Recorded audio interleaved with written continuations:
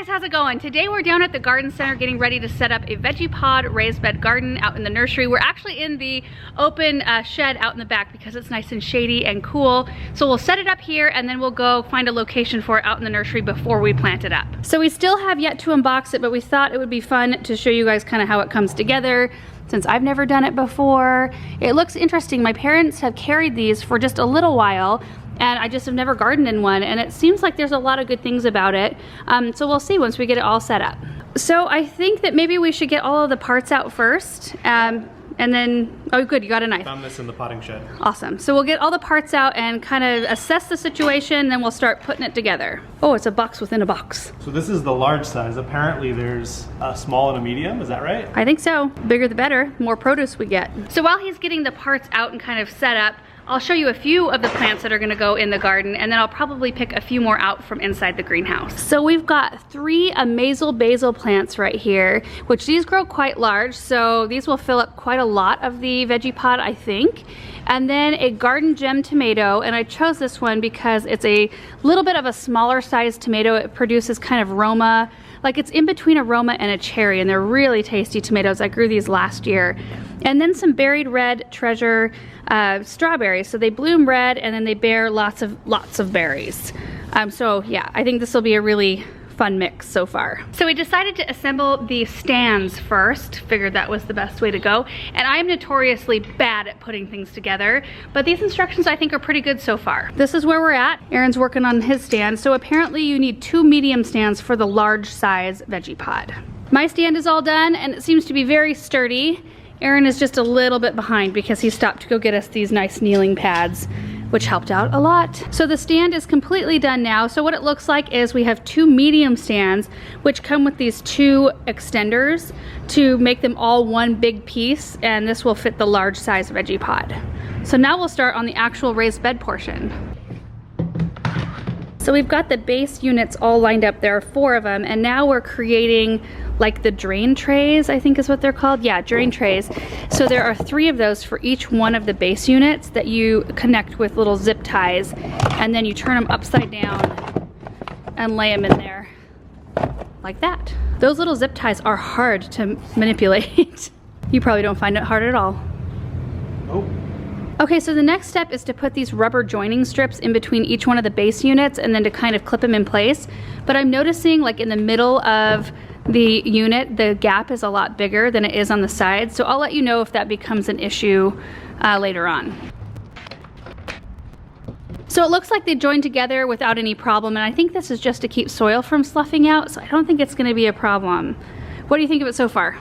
It looks like a lot of growing space. Yeah, I didn't bring enough plants. I know. I'm gonna have to go get lots out of the greenhouse. We don't have to plant it just jam-packed full. It's true. So it's coming right along. We attached these side pieces to the base unit to bring up the kind of reservoir size. So the next thing we need to do is right in this box here. This is a cover and a misting system.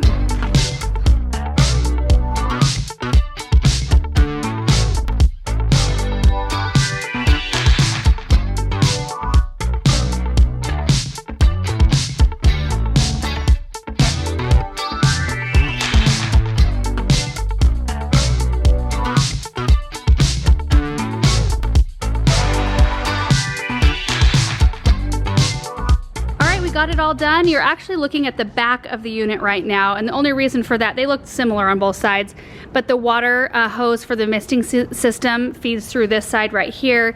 So this is just kind of where we're going to position it, like toward the back of wherever we put it out in the nursery.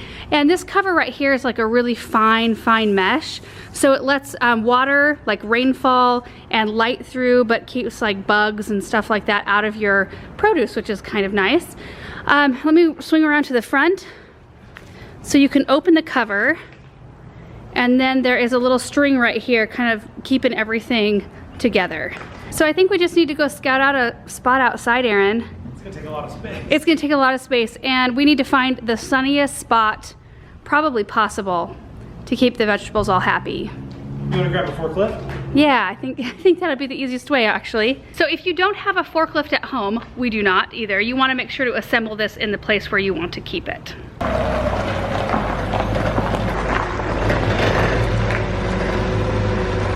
need a forklift at home,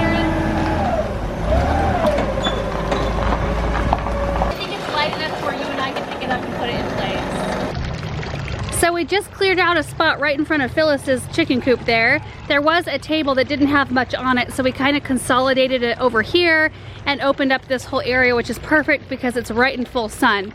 And I brought it right to that opening right there with the forklift, so Aaron and I are gonna try to carry it in the rest of the way. That looks pretty good right there.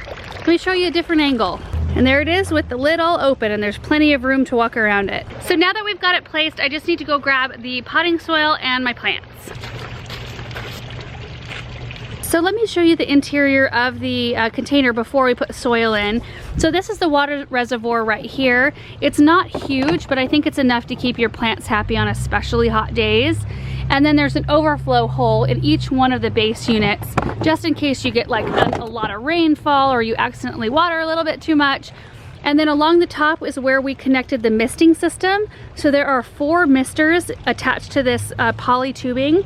And then it comes down and through an access hole in the mesh, and then it comes out right here where you can bring a hose and attach it, and you can attach that hose to like a timer so that the misters go off at a specific time every single day, and that's a really good way to water your plants, or you know, it's just... Is it for us though, since we have such hard well, water? provide extra humidity. That's true. Yeah, a lot of gardens are still watered overhead. So anyway, we are using just regular, this is organic, let me get the label here, organic potting mix. We're not using a specific raised bed mix.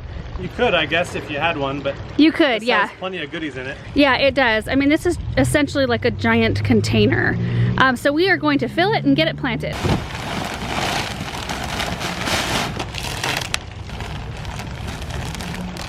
So it took 14 cubic feet of soil to fill up the whole reservoir. And now I've got a few plants here. I've got the ones I already showed you, and then I went into the greenhouse and picked out a few more. So I've got a parsley, a sage, a rosemary, some Walla Walla onions, and a serrano pepper.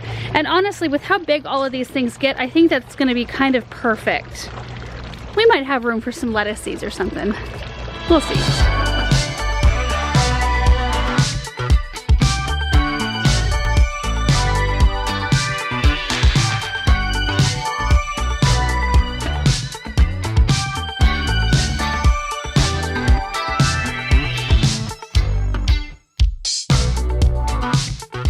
Alright guys, it's all planted and watered in, and I think it looks really cute with all those plants in there. And I was able to put quite a lot in, so I thought I'd give you a little tour of the plants here first. So right here we have the Garden Gem tomato, which is a smaller size, and you can trim them so that they stay small enough to like stay under this cover if you wanted to, or you know, eventually you could leave that cover open. There are the 3 Amazel basil, and I don't think I mentioned before, but these are downy mildew resistant, which I know quite a number of people deal with that in basil, and this one is resistant to that. Also, when it blooms, it doesn't affect the flavor, which all the other basils that I'm aware of, once it starts to bloom, you have to keep pinching those blooms, otherwise it gets kind of bitter. It does help though if you keep the blooms pinched for productivity. It'll be much more productive without those blooms. And then we've got the Buried Treasure red strawberry, so I put 1 there, and then 4, I think, 1, 2, 3, 4 along the front. And then I've got an Italian parsley right here. The Walla Walla onions are there. Rosemary, the variety is called barbecue. Bergarten sage, the serrano pepper, and then I put in some safari tangerine marigolds just for, they do repel insects, but I just wanted a little color most of all. So I think now we're gonna hook up the misting system just to see how it works and show you guys what it looks like. So I have a hose strung out. This one will not be permanently connected to it, but it is something that you can do at your home if you want to. So here we go. Okay. Okay. Ready? Ready? Yes. Oh, look at that. All 4 of them are working great. So right now, you can't see it very well, but the 4 misters are just like raining down on top of all the plants inside of there. That's pretty cool. Yeah. Yeah, you can see that they were all getting a really nice shower. This should be a perfect location for them all though, because of all the sun. This spot gets pretty much all day sun. So now I want to talk about some of the pros and cons that I see with this system. Starting with the pros. So any kind of elevated raised bed I think is really beneficial for people who have back or knee problems, who can't get down to garden anymore. I mean, you can stroll right up to this thing, do your gardening, and not hurt yourself. And I think any kind of garden like that is great. I do feel like the planting area in this one is really generous.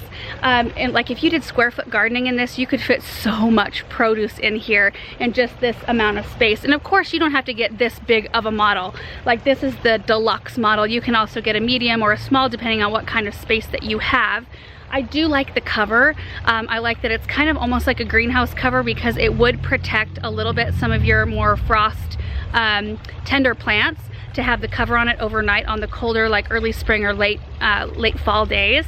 And the fact that it still lets moisture in and light in, and it keeps the bugs out. I think that's a real benefit. The water reservoir, now I don't have personal experience with it yet, but I feel like any container that will hold a little bit of extra water but still keep it separated from the roots, but the roots can take it up as they need it, is beneficial in our hot, dry climate. I mean, when we get above 100, any extra water we can give our plants, they really benefit from that.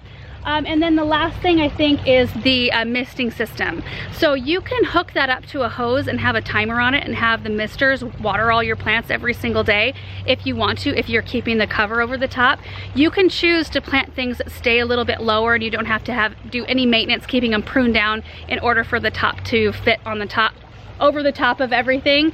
I just feel like you can use it for a lot of different things. A pro and a con I think would be cost.